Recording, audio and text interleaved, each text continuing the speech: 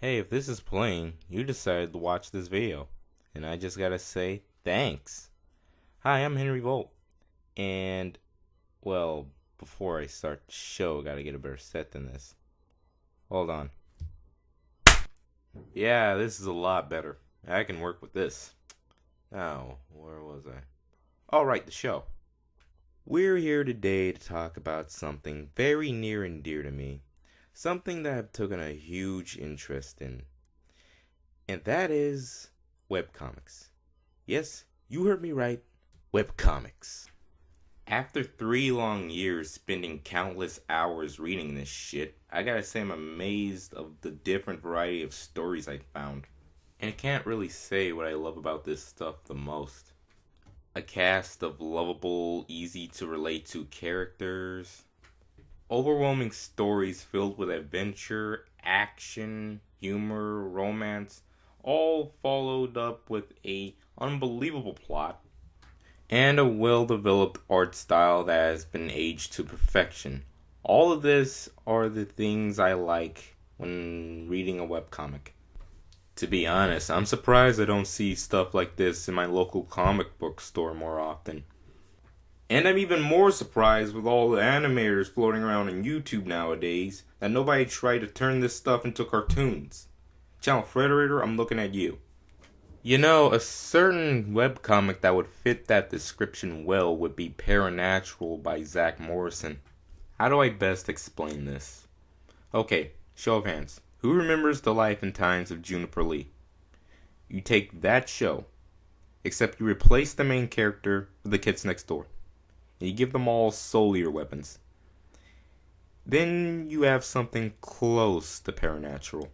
Paranatural is an action-adventure comedy story that revolves around a young boy named Max who obtains supernatural powers after moving to a town called Mayview with his man-child father and somewhat normal sister. One of these said powers gives him the ability to see and interact with ghosts and spirits from the spirit world.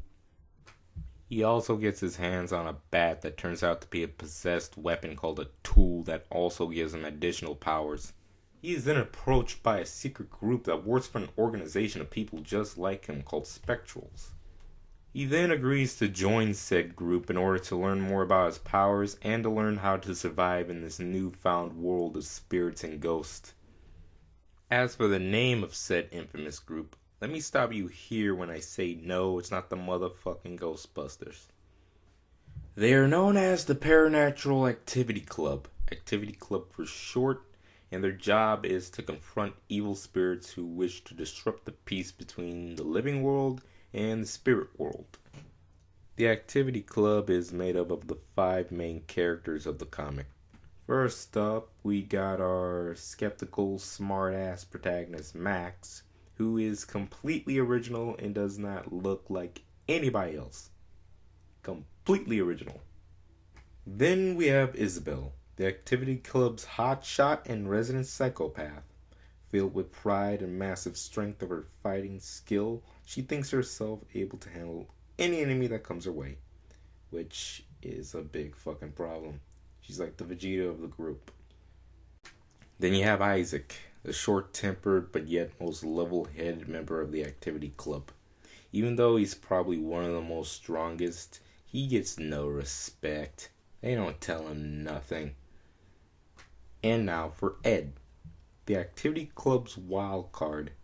He's unpredictable, illogical, and fun. He's pretty much like a mix between Invader Zim's Gurr and Gravity Falls' Seuss. He's Isabel's best friend, and he lives in her house, which raises the question, how did they meet, or where's his parents? And now we have Mr. Rick Spender. Mr. Spender is a middle school teacher who is also the founder and leader of the Activity Club. He thinks himself as a calm, cool, collective, and clever intellectual. He is none of these things. More like a freaking spaz. But don't let any of that fool you. He might seem like an open book, but he knows a lot more than he's letting on. And he tends to keep all that away from his students and superiors. As Spectrals, All these characters have powers such as Green Lantern abilities, the ability to control weather, manipulate light spectrum, invade dreams, being able to make any weapon out of paper. Yeah, I know that last one sounds kind of stupid, but think of the possibilities.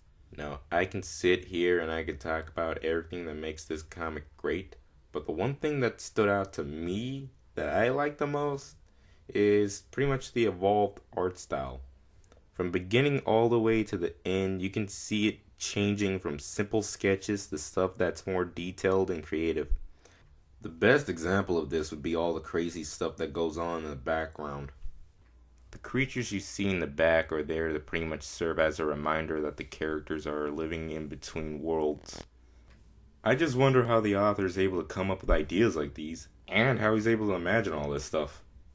If anything, he either has an extremely strong imagination, or he gets high the night right before drawing these.